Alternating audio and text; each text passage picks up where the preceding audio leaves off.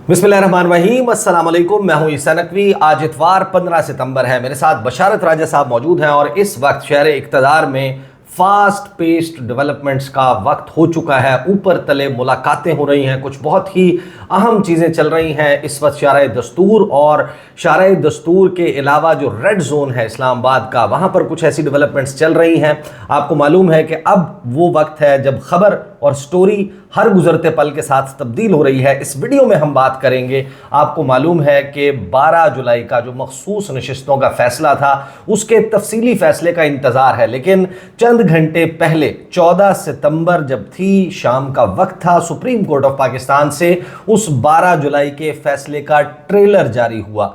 यानी जो अबहम दूर करने के लिए इलेक्शन कमीशन ऑफ पाकिस्तान ने रुजू किया था सुप्रीम कोर्ट ऑफ पाकिस्तान से, सुप्रीम कोर्ट ऑफ पाकिस्तान ने वो अबहम दूर कर दिया है। अब ट्रेलर ऐसा है तो फिल्म कैसी होगी, एक तो बशारत राजा साहब से ये पूछेंगे, साथ ही ये भी पूछेंगे कि क्या हुकूमत के पास अब तड़पने के अलावा कोई ऑप्शन है, या सिर्फ अब वो माहिए बेआब की तरह, एक ऐसी मछली की तरह जिसको घड़े से बाहर निकाल दिया गया हो, वो तड़पेगी और आहिस्ता आहिस्ता फड़फड़ाते हुए उसको साकत होता देखा जाएगा। एक तो इस मामले पर बात करेंगे। कहा था कि ये काले बूंद हैं, तो क्या वाकई मामला जो है वो उसी किस्म का है। लेकिन सबसे अहम पहलू ये है कि अब जब हम गुफ्तगू कर रहे हैं, गुज़श्ता चंद घंटों में कुछ इजलास हुए हैं, कुछ मीटिंग्स हुई हैं, कुछ सर जोड़े गए हैं शारे दस्तूर की एक और अहम इमारत में।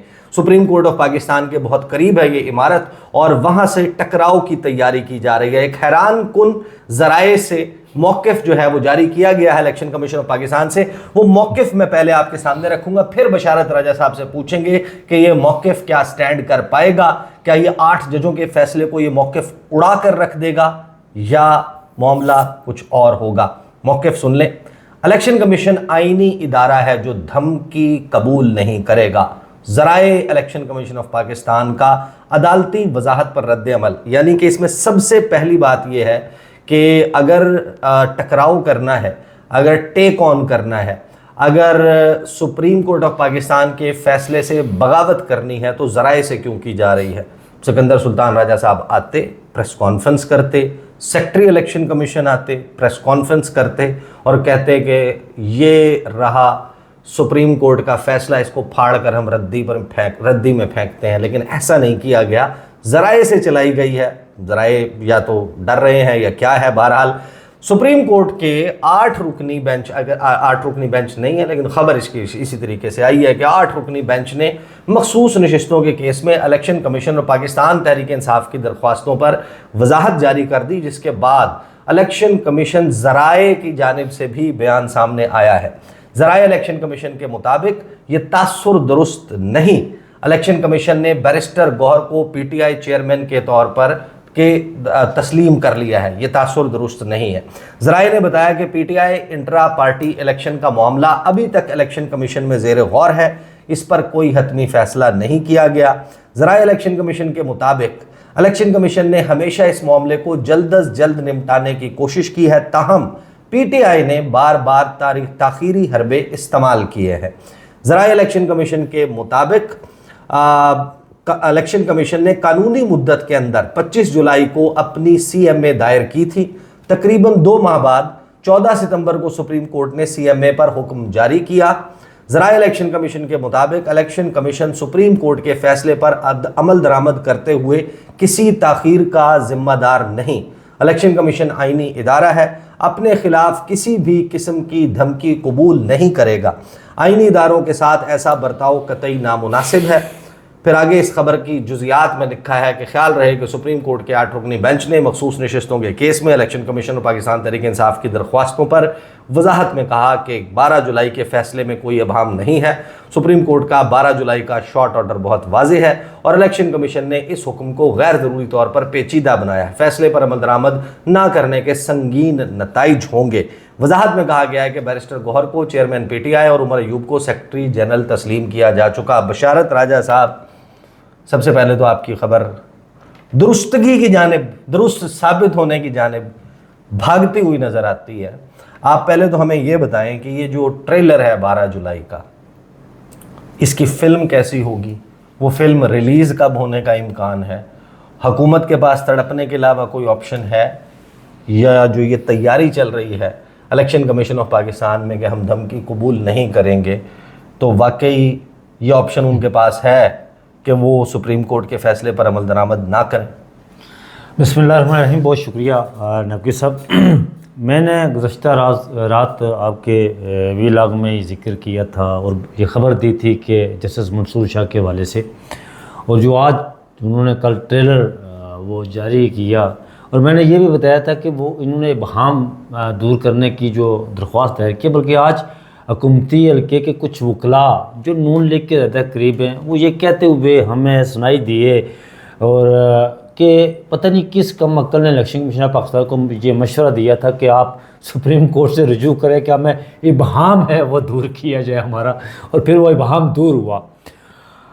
शाह साहब, जो फैसला जो इबहाम दूर हुआ ना, ये मैं जो शॉर्ट आर्डर आया था 12 जुलाई को मखसूस नशिस्तों के हवाले से, उसमें एक पैराग्राफ नंबर 8 था, शायद वो लोग पढ़ते नहीं है ना, ये बड़ा मसला है, ये बड़ा अलमिया है। वो मैंने पढ़ा हुआ, आपने पढ़ा हुआ है। वो कुछ चीज़ें लेकर जो है ना वो फिर उसके पीछे भाग पड़ते हैं कि ये ऐसा होना। मैंने उस दिन भी बात की, उस दिन से लगातार मैं ये बात कर रहा हूँ कि जो मखसूस फैसला नशिस्तों के हवाले से फैसला आएगा, आपने पूछा। अच्छा, मैं पहले आपको बता दूँ कि वो फैसला कब आएगा।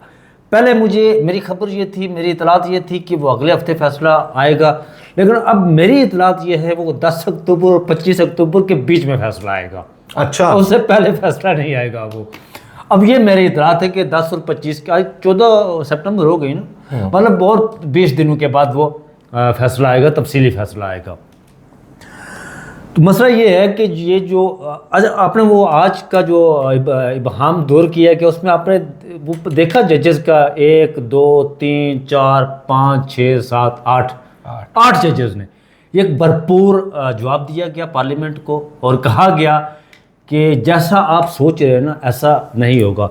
बहुत सारे हमारे दोस्त ये कहते हैं शाह साहब के एक कहीं कोई आईनी अदालत की बात कर रहे हैं, और जिस दिन नया अदालती साल शुरू हुआ था तो जो चीफ जस्टिस काजी फैसल साहब जो मौजूदा 25 को जो रिटायर हो रहे हैं, 25 को वो घर जा रहे हैं, 26 को जस्टिस मंसूर शाह हल्फ उठाएंगे चीफ जस्टिस ऑफ पाकिस्तान का, और उन्होंने अपने उस नए अदालती साल का जो खिताब किया था शुरू होने पर, उन्होंने उसमें भी कहा था कि बेशक पार्लियामेंट 12 दस्त है, इसमें कोई दो राय नहीं है, लेकिन पार्लियामेंट ऐसी कानून साजी नहीं कर सकती जो बेलगाम हो, उसको सुप्रीम कोर्ट कालादम करार दे सकती है।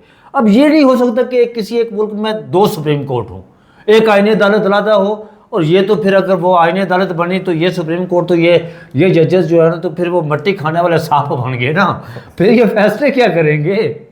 फिर तो वो मतलब वो आईनी अदालत ये तो एक पैरेलल सिस्टम तो नहीं हो सकता ना। और शाह साहब, मैं अगर आप इजाज़त दें तो जो फैसला कुछ मैं आम नकात बयान करता हूँ। जो सुप्रीम कोर्ट की ऑब्जर्वेशन ने हालिया इलेक्शन एक्ट की तरमीम को भी पीटीआई अरकान की हद तक गैर मुस्तर कर दिया। ये फैसले में लिखा हुआ है, ये 5 नंबर पैराग्राफ है, और ये भी लिखा ऑर्डर में वाज़ह कर दिया था सर्टिफिकेट जमा करवाने और पार्टी तस्दीक पर अरकान पीटीआई के तस्वर होंगे। बाद में आने वाला कोई एक्ट इनकी हैसियत ख़त्म नहीं कर सकता। इन अरकान का मामला पास्ट एंड क्लोज, ये इन्वर्टेड कामा लफ्ज़ इस्तेमाल किया गया, पास्ट एंड क्लोज ट्रांजैक्शन तस्वर होगा। ये तमाम जो अरकान हैं आईनी और कानूनी तकाज़ों के लिए पीटीआई अरकान तस्वर होंगे। इलेक्शन कमीशन ऑफ पाकिस्तान ने यहाँ लफ्ज़ आपने वो अभी उसकी प्रेस रिलीज पढ़ी जो ज़राए की तरफ से, आपने दुरुस्त बात की इंट्रो में कि सुप्रीम कोर्ट जब कोई एलामिया जारी कर दी है, वरना आप देखिए अभी रिसेंटली 8 जजों ने अपने दस्तखत के साथ अपने नाम के साथ फैसला जारी किया, और तो आपने जराए के साथ मैं वही जराए से अपना फैसला नहीं, जराए के साथ फैसला जारी किया। मैं वो बात कर रहा हूँ, नहीं करेंगे, मैं वो बात कर रहा हूँ कि हमारी जो recently chief justice of Pakistan से मुलाकात हुई थी, जिसमें बहुत सारी बातें डिस्कस हुई, रिपोर्ट आउट हुई बातें, उस पर भी लाग भी हुए।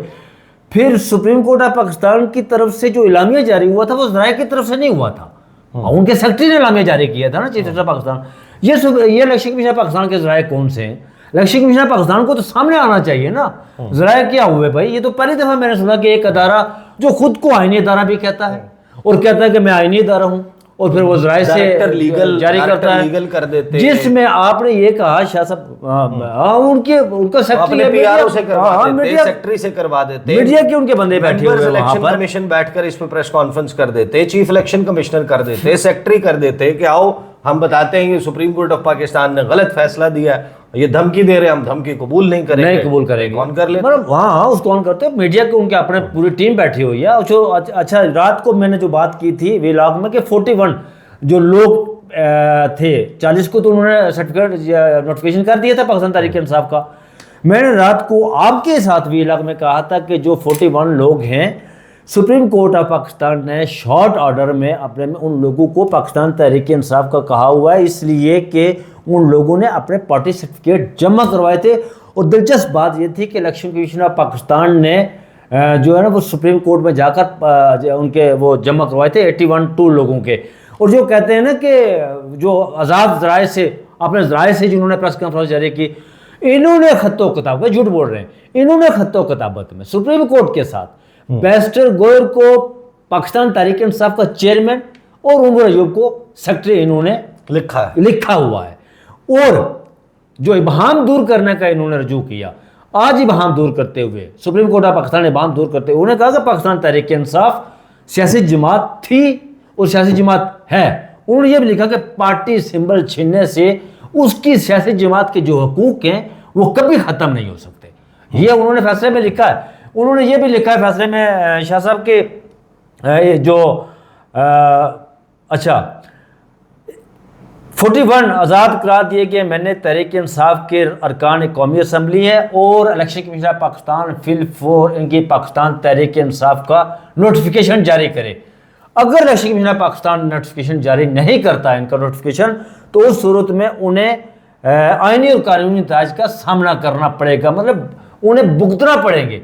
और फिर उन्होंने जो आज अच्छा ये मुझे बताएं इसमें कि इसका मतलब क्या है। हुकूमत की तो अभी चल रही हैं छलांगें, हुकूमत तो बड़ी कॉन्फिडेंट है, मुलाकातों के सिलसिले जारी हैं, तो ये जो अरकान हैं इस फैसले के बाद अब अगर वोटिंग होती है, तो पहले जो बात चल रही थी कि जो 41 हैं उनमें से 5 मैनेज हो गए हैं, 8 मैनेज हो गए हैं, इतने मैनेज हो गए हैं तो वोटिंग करवा देंगे, तो अब उनके ऊपर आर्टिकल 63A का इतलाक होगा। 51 जो उसकी क्लास है एक उसमें भी, और 60 यानी कि वो वोट नहीं, उनका वोट काउंट भी नहीं होगा, उनका वोट काउंट भी नहीं होगा। और वो पाकिस्तान तहरीक इंसाफ की तरफ से या किसी भी सियासी जमात की तरफ से वो नाअहल भी होंगे।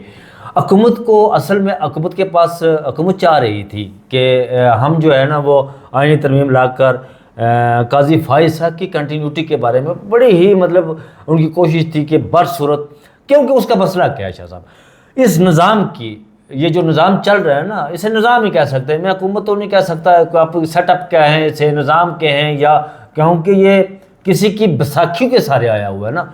इस निज़ाम की कायम रहने की गारंटी क्या है, वो काजी फाइज है। इस निज़ाम की कायम रहने की गारंटी काजी फाइज है। काजी फाइज का रहना किसी एक के लिए खतरा होगा, काजी फाइज का ना रहना किसी दूसरे के लिए खतरा होगा। सही, ठीक है। इस निज़ाम के रहने के लिए अब ये बहुत सारे लोग ये भी बातें कर रहे हैं कि चीफ जस्टिस काजी फाइज और कहीं मामलात और अब जरा, लेकिन मियां मोहम्मद नवाज शरीफ जो है ना वो ये समझते हैं कि काजी फाइज रहेंगे तो निज़ाम रहेगा, अगर काजी फाइज ना रहे तो ये निज़ाम नहीं। वो इस बात को उन्हें अदराक है, कन्विंस्ड है। अच्छा अब आ जाए इस मामले पर कि ट्रेलर हमने देख लिया, ये तो आपने ट्रेलर सुना दिया, हाँ जी। कुछ अब हमें ये बताएं कि वो जो फिल्म है, वो जो फिल्म है वो अगर 10 से 25 अक्टूबर के दरमियान जारी होती है या फॉर एग्जाम्पल थोड़ा पहले हो जाती है, इन एनी केस उस फिल्म में क्या होगा। ट्रेलर तो बड़ा साहब अब देखें 4 जून से इसकी समातें शुरू हुई थी मखसूस। आप हर समात पर जाते भी रहे, शायद एक बीच में एक दफ़ा आप नहीं गए, आपने ये देखा होगा कि हर समात पर जो जजेस, ऑनरेबल जजेस थे ना, included chief justice of Pakistan के, उन्होंने इलेक्शन कमीशन ऑफ पाकिस्तान के कंडक्ट पर सवाल उठाए। मतलब chief justice of Pakistan election commission of Pakistan के वकील को रोस्टरम पर खड़े होकर कह रहे हैं कि हमने 13 जनवरी को जो फैसला दिया था आपने उसको गलत इंटरप्रेट किया, हमने जो फैसला दिया था। इलेक्शन कमीशन ऑफ पाकिस्तान का वकील खड़े होकर कहा नहीं, आपने जो फैसला दिया था वो गलत था, हमने दुरुस्त किया है। आपने पूछा कि फिल्म, ये आपको याद होगा कि दिसंबर की, वो मुझे एग्जैक्ट डेट नहीं पता, 22 दिसंबर था या 23 दिसंबर था, जब सिकंदर सुल्तान राजा है ना आजकल चीफ इलेक्शन कमिश्नर जी, वो जब सुप्रीम कोर्ट ऑफ पाकिस्तान गए थे तो रात को एक अदालत लगी थी जिसमें चीफ जस्टिस ऑफ पाकिस्तान ने कहा था कि मैंने कल जो है वो मुल्क से बाहर चला जाना था, अगर मैं चला गया होता तो फिर क्या होता। वो आरओ वाला मामला हुआ था जिसमें उस केस से लेकर बीच में 13 जनवरी वाला लेवल प्लेइंग फील्ड वाला मामला, कागजात जो पाकिस्तान तहरीक इंसाफ के हमायत याफ्ता उम्मीदवार थे उनके कागजात छीनने वाला मामला, उनके जो तजवीज़ कुनदगान और तइद कुनदगान थे उनको अगवा करने वाला मामला।